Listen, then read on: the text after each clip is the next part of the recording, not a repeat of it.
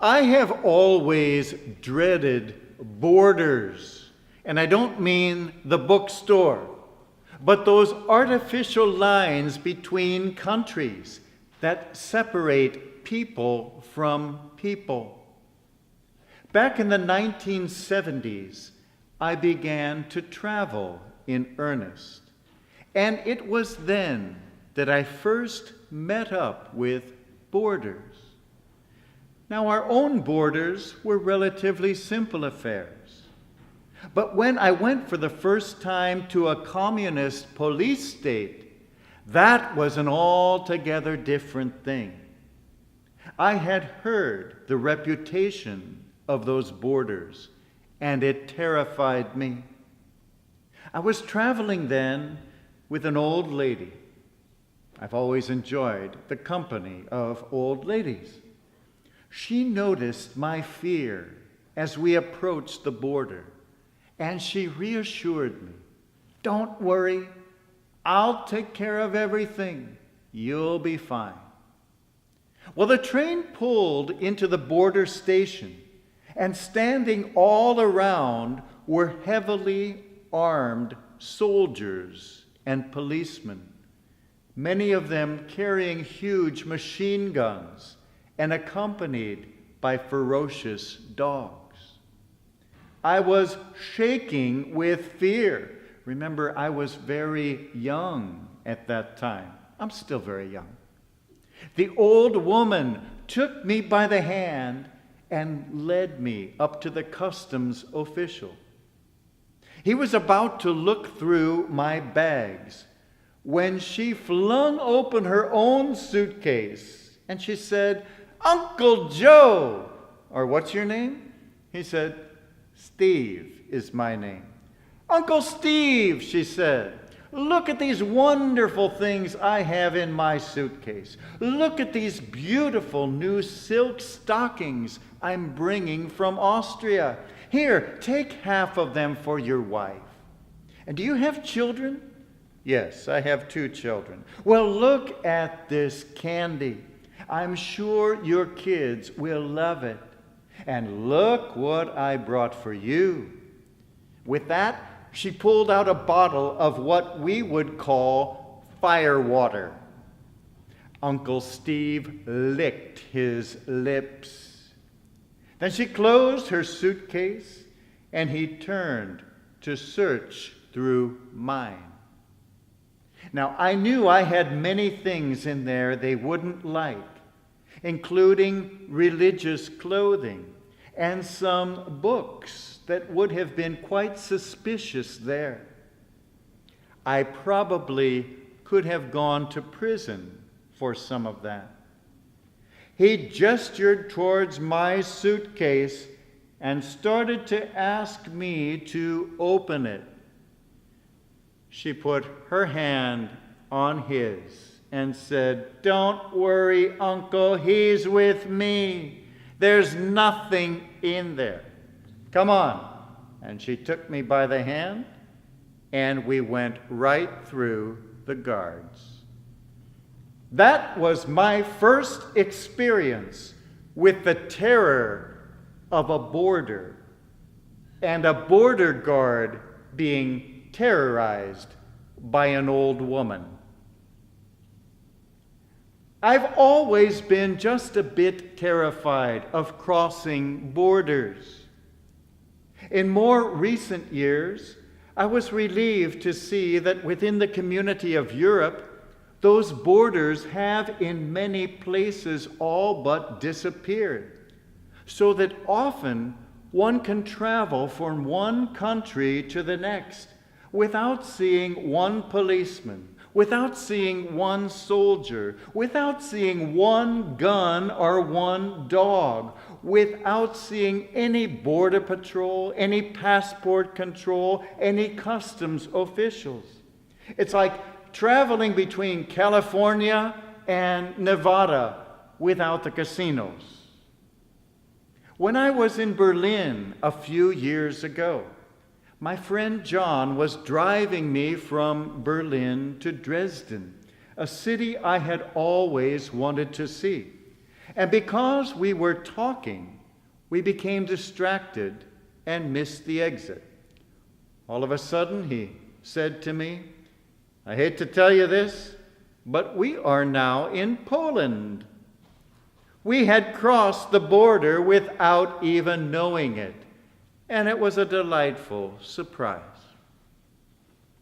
In life, some borders and some boundaries are necessary, of course. But sometimes we put borders, we put boundaries, we put limits on our own love. What's even worse is that sometimes we try to put borders, limits on God's love. God's love has no borders, no limits.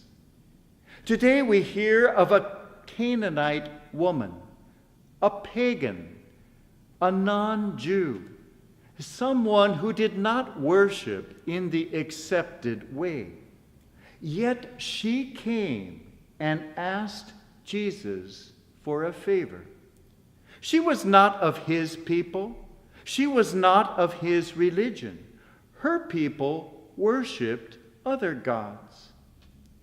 But she was a human being in need. Her daughter needed Jesus' healing touch, so she asked him for his help. At first sight, Jesus' reply to her may seem harsh. His reply reflected the arrogance of the common attitude of those days, reflected the arrogance of the common attitude of almost all days. He told her he had been sent to a certain people, and she didn't belong to that people. Now, Jesus knew that his mission was to come to the house of Israel, and that soon he would send out his followers to bring that same light to the other peoples. But that time had not yet arrived. He knew the plan. He knew the principle. And she didn't fit into it. "I was only sent to the lost sheep of the house of Israel. I'm sorry." Oh, but the woman kept on insisting. "But I need your help, Lord." Now, Jesus didn't have any problems with foreigners. He didn't have problems with people of other religions. We will remember when the pagan officer came to him earlier because the beloved boy who had been taking care of him was now dying. Jesus gave his help and praised the faith of this pagan. When he spoke to the Samaritan woman at the well, he had no problem with her being from a different people or a different religion, a different understanding of God. He saw only a human being in need, and he was there for her. No, Christ had no problems with people from other religions. But in this case, he wanted to teach his followers an important lesson. So he said to her what he had been hearing from them. He said, "It's not right to take the food from the kids sitting at the table and give it to the little puppies underneath. As beloved as those little puppies might be to the household, they're not the children sitting at the table. And so you don't fit into this." But she insisted even more. He wanted to give her that opportunity to show the apostles the great faith which could come from a person of another religion, of another culture, of another people. And so she said, "But even the little puppies under the table can eat from the scraps. There is enough there for all of us." Then Jesus smiled and said what he had been wanting to say. "What great faith you have." He held her up as an example to his own people who didn't have half the faith she did. You want to see real faith? Look to this woman. And he cured her. We like to think we're the only ones, just as Jesus' own people back then thought that they were the only ones whose prayers could possibly be answered. They thought they were the only ones who understood God. And indeed, they probably understood some things about God which other peoples did not. But they were not the only ones whose prayers were precious to God. Just like we are not the only ones who are precious in the eyes of God. The lesson of this story is that God's love has no borders, no limits, no bounds. God's love is infinite. Jesus knew the plan and he knew the principles. But Jesus loved people better than principles. And his attitude was wonderfully echoed many centuries later by Oscar Wilde, who said, "I like people better than principles, and I like people without principles better than anything else in the world." The love of God is there for all.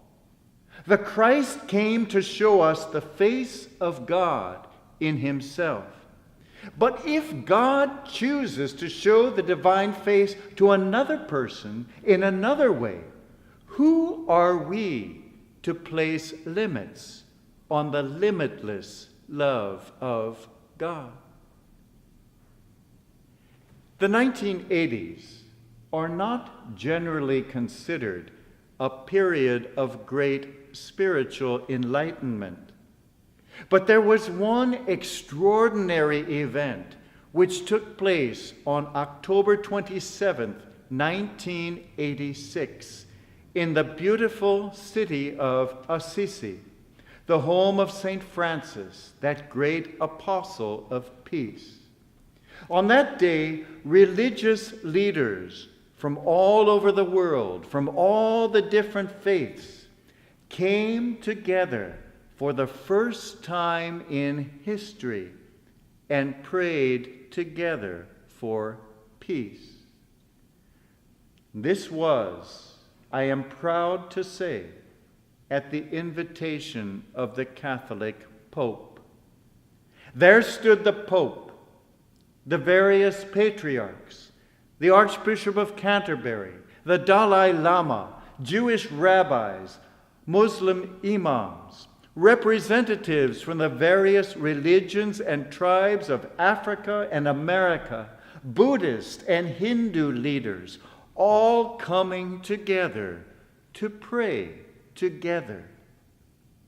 Who are we to say that we are the only ones whose prayers God hears? There is divine love enough for all of us. Love knows no boundaries, no borders, no limits. Let us stop putting borders, limits, conditions on our love for one another. And most especially, let us stop putting borders, limits, conditions on God's boundless love for us.